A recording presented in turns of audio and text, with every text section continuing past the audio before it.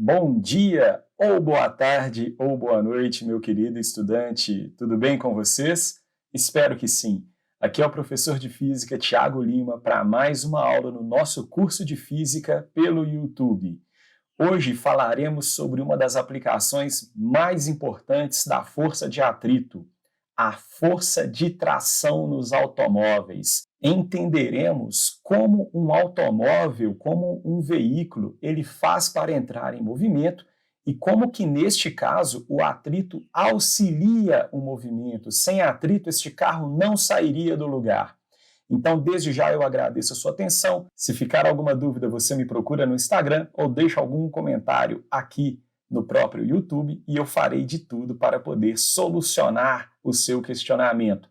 Bora para mais essa aula, então? Deixa aí a sua curtida, deixa aí o seu comentário, que é muito bom ter o retorno de vocês. Bora lá? Eu quero começar essa aula falando que quando nós vimos, as principais forças que atuavam no corpo, eu falei do peso, da força normal, eu falei também de uma força chamada tensão. Tensão ou tração, naquele caso, é uma força que a corda exercia em um corpo. Essa tração de um automóvel, de um veículo, de um modo geral, que nós vamos falar aqui agora, tem a ver, na verdade, com a força de atrito que faz o veículo deslocar, que faz o veículo entrar em movimento. Então, cuidado para não confundir.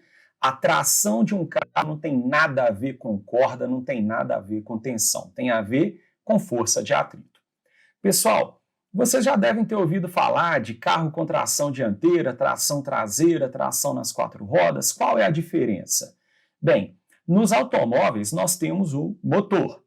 Esse motor ele é colocado para funcionar e ele transfere giro, ele transfere rotação, ou, para quem já estiver mais familiarizado, ele transfere torque para as rodas do automóvel. Esse motor ele pode transferir a rotação apenas para as rodas da frente, e aí nós chamaremos esse carro de tração dianteira. A maioria dos carros são assim, tração dianteira.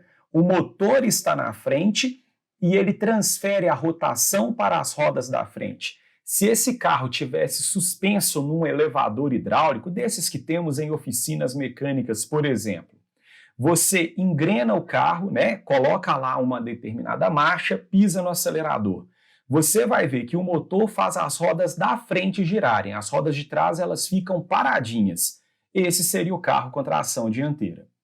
Pode acontecer do seu automóvel ele ter o motor lá atrás, é muito comum em carros esportivos, mas também é muito comum em Kombi, Fusquinha, Brasília, carros mais antigos. E aí você tem o motor na parte de trás desse veículo, transferindo a rotação somente para as rodas de trás. Então esse é um carro com tração traseira.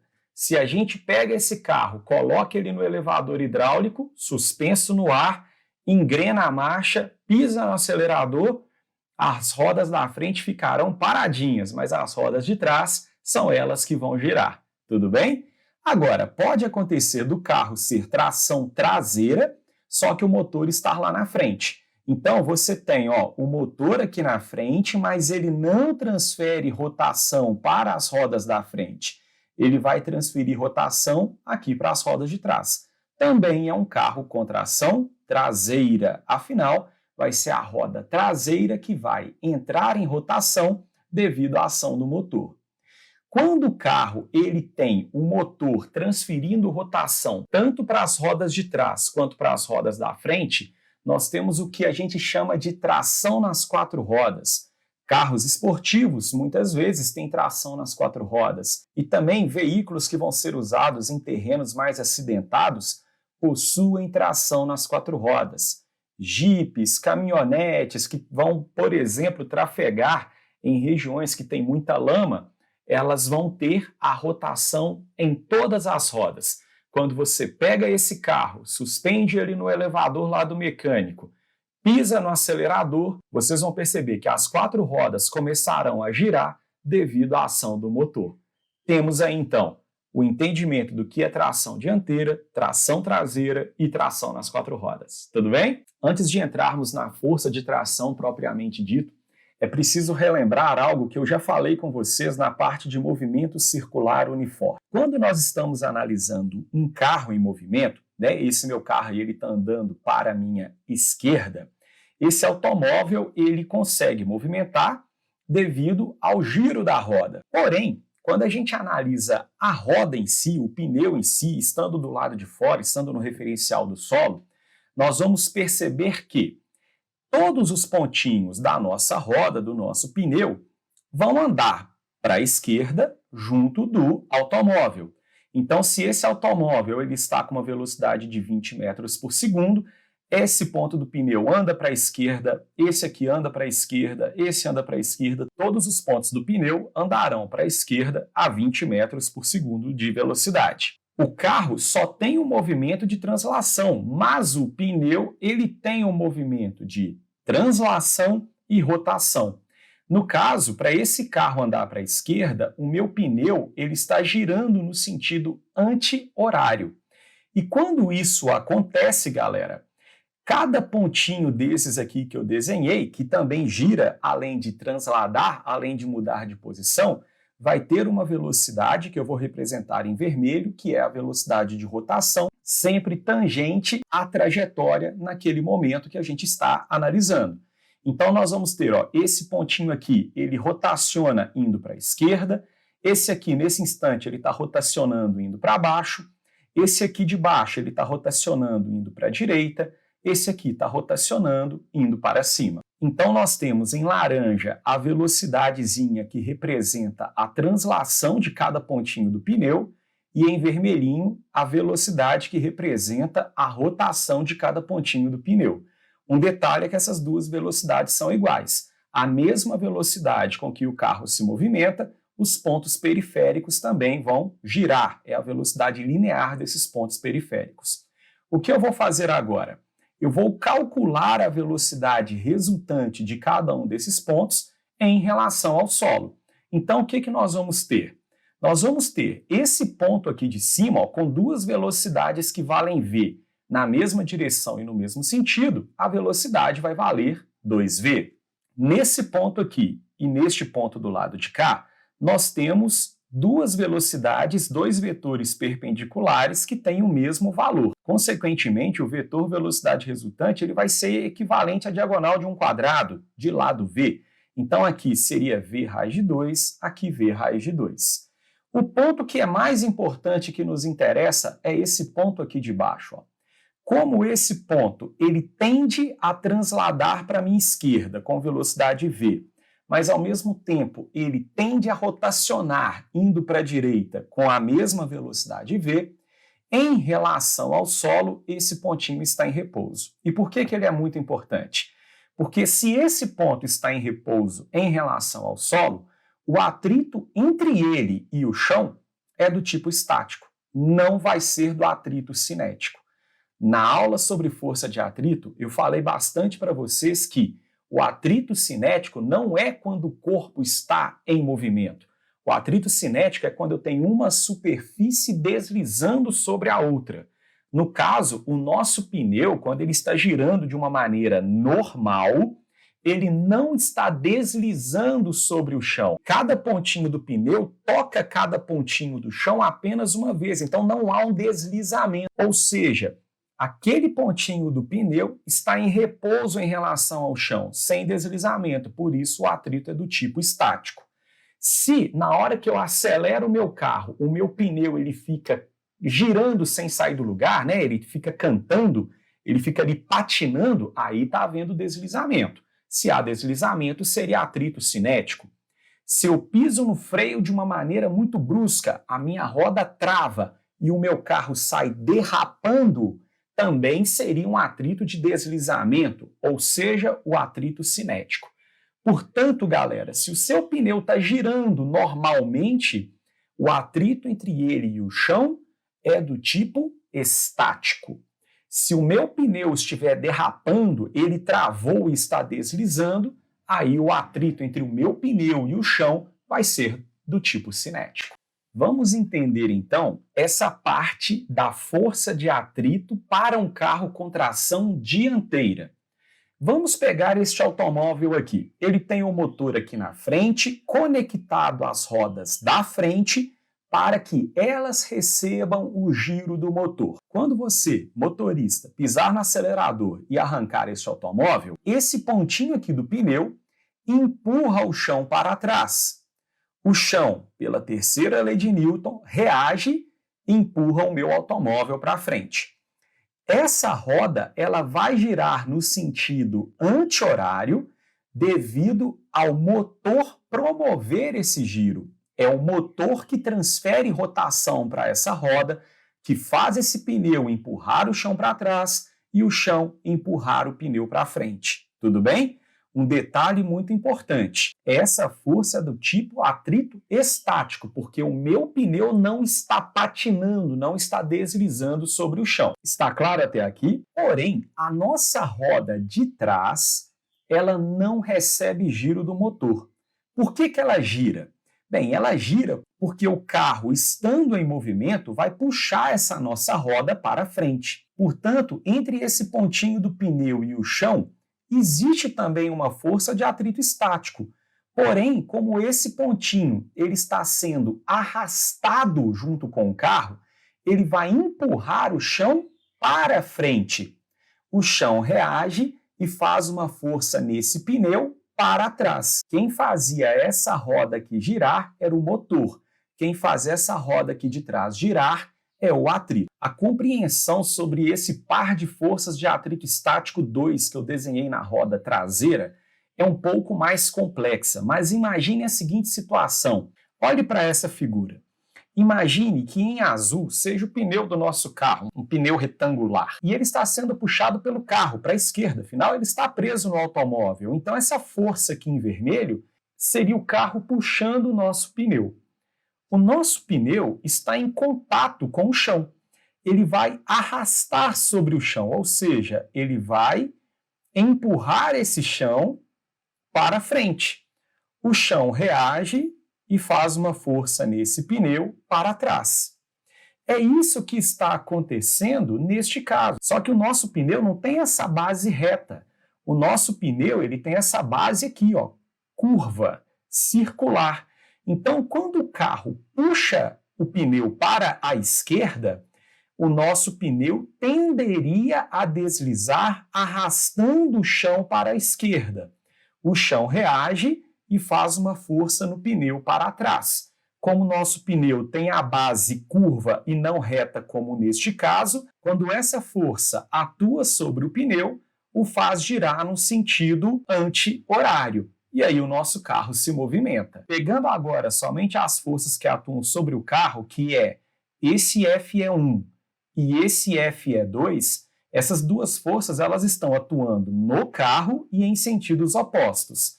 Porém, essa força para a esquerda é maior do que essa força para a direita. É por isso que o nosso automóvel vai ter um movimento acelerado para a esquerda.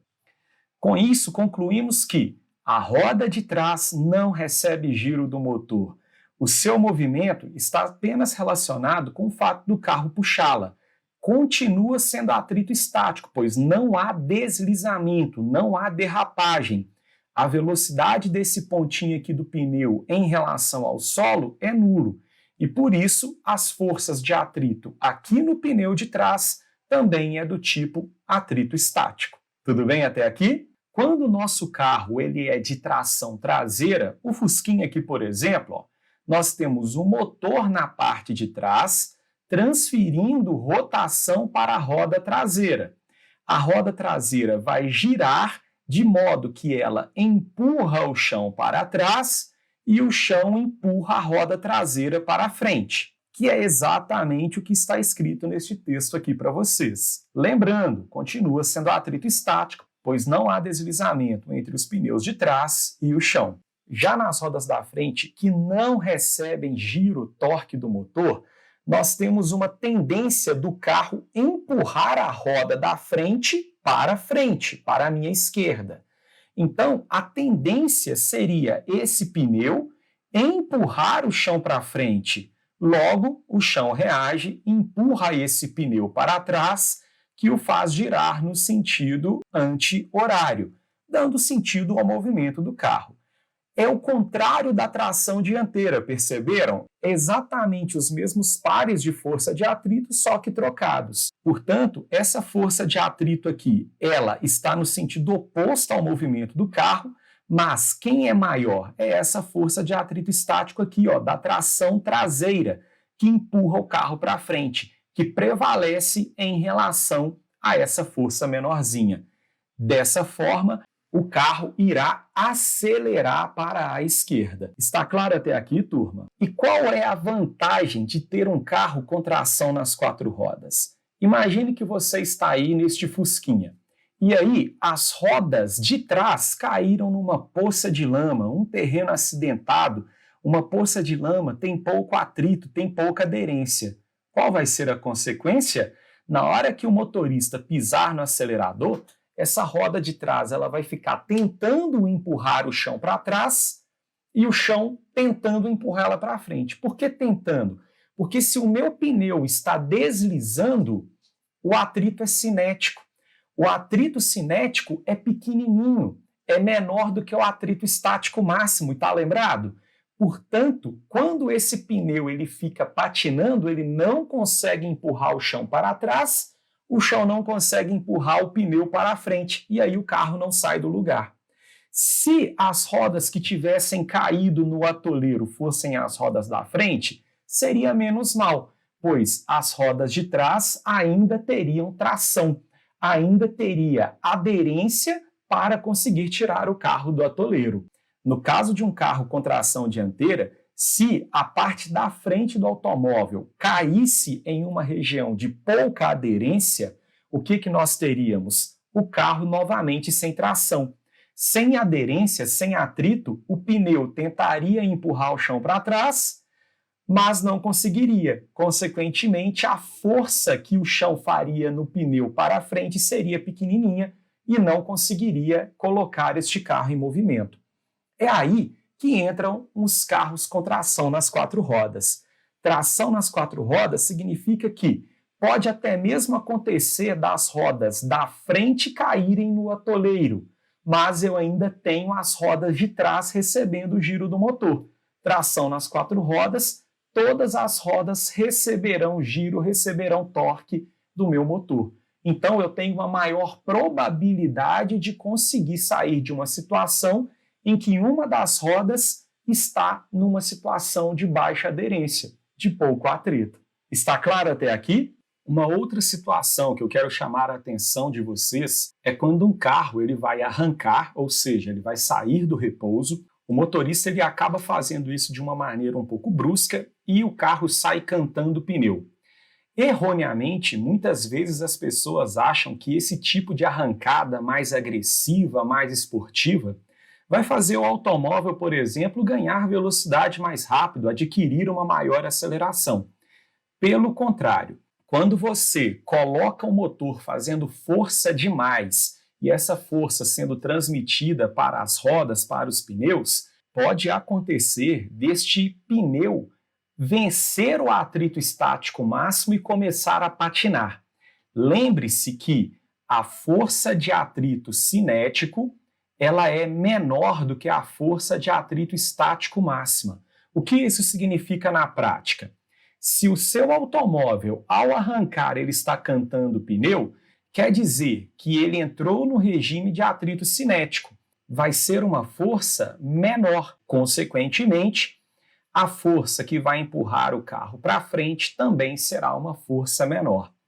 É por isso que, por exemplo, quando eu jogava Super Mario Kart no Super Nintendo, na hora que eu estava lá com o meu personagem para iniciar a corrida, se você segurasse o botão do acelerador, na hora de arrancar, o pneu ficava patinando e a arrancada era numa menor aceleração. Afinal, se o pneu está derrapando, a força de atrito que empurra o carro para frente é o atrito cinético, é um atrito menor. O ideal é que a gente consiga imprimir uma situação bem próximo da força de atrito estático máximo. Este pneu vai empurrar o chão com muita força, quase deslizando, mas sem chegar a deslizar. Se isso acontecer, ele vai empurrar o chão para trás com a maior força possível, no limite para patinar, e o chão vai empurrar o carro para frente também com a maior força possível. Com isso, a arrancada vai ser com a maior aceleração. Quando você ouve falar num componente do automóvel chamado controle de tração, é justamente um controle autônomo, eletrônico, em que os pneus do carro nunca vão patinar, nunca vão derrapar. Quando isso foi colocado na Fórmula 1, por exemplo, o piloto ele poderia acelerar da maneira que fosse, que na arrancada o pneu não patinaria, pois existiam componentes eletrônicos que impediam aquele pneu de sair cantando, de derrapar na hora da largada. E convenhamos, perde a graça um controle eletrônico ao invés da habilidade do piloto para arrancar. E aí eu queria contar um caso para vocês, que foi quando eu e a minha esposa estávamos numa viagem fazendo a travessia do deserto do Atacama, no Chile, para o Salar de Uyuni, na Bolívia. Quando a gente vai fazer a travessia por esse deserto, localizado na Cordilheira dos Andes, nós tínhamos noites que eram muito geladas, muito frias, afinal era julho de 2017, e dias que eram muito quentes. Então, durante a noite, nós tínhamos a formação de uma camada de neve absurdamente espessa, e durante o dia, esse gelo que era formado devido às altas temperaturas começava a fundir, começava a derreter. Gelo com terra formava um barro danado e o risco do carro atolar era muito grande. E isso aconteceu. Quando esse carro atolou, era um carro tração 4x4 e mesmo assim atolou, o motorista que nos guiava solicitou que nós descêssemos do carro para ajudar a empurrar. Eu falei, nem a pau, eu vi muito desenho do Chaves, do Chapolin, e sempre que eles tentavam empurrar um carro que tinha atolado, aquele pneu jogava lama nos caras e os caras ficavam todos sujos. Então eu falei em espanhol, meu belo portunhol, hablei com o motorista tentando explicar para ele que nós não deveríamos sair do carro, mas sim ficar dentro do carro, de maneira mais específica numa mesma região. Isso porque a força de atrito entre o pneu e a superfície, ela depende de dois fatores, do coeficiente de atrito entre o pneu e o chão, que estava baixo, por isso o pneu deslizava, mas ele depende também da compressão, da força normal. Então, eu solicitei a ele que todos nós fôssemos para a parte de trás do carro, ficasse todo mundo pendurado aqui nessa região, de modo a aumentar a compressão sobre as rodas traseiras. E aumentando essa compressão nas rodas traseiras, o atrito aumentaria, nós teríamos mais aderência e poderíamos sair. Isso não aconteceu, eu não sei se o motorista não achou que eu estava errado, ou se ele não entendeu o meu belo espanhol, mas no final das contas essa sugestão não foi aceita por eles. Resultado, nós não conseguimos sair desse atoleiro apenas tentando pisar no acelerador, apenas tentando empurrar o carro. Aqui eram holandeses que estavam com a gente e eles eram um pouco mais prestativos do que eu, né? Eles foram lá para trás, tentaram empurrar, aí chegou um carro do comboio, porque vai todo mundo em grupo, chegou um carro do comboio para tentar empurrar a gente, coisa e tal. Foram feitas algumas tentativas, repare que o outro carro não atolou, aí eles foram lá, tentaram cavar, tirar um pouquinho do gelo, para tentar empurrar o automóvel, mas não deu certo. Por fim, eles trouxeram um cabo de aço, amarraram esse cabo de aço em um carro que tinha aderência para que o nosso automóvel ele fosse retirado do atoleiro. Eu ainda friso que dava para tirar esse carro do atoleiro se a minha dica fosse ouvida. Mas, enfim, chegamos ao Salar de Uyuni, é tudo muito bonito, olha esse céu, olha essa paisagem, conheça o deserto do Atacama, um grande abraço, se ficou alguma dúvida, deixa o recado aqui, eu amo vocês, tchau, tchau!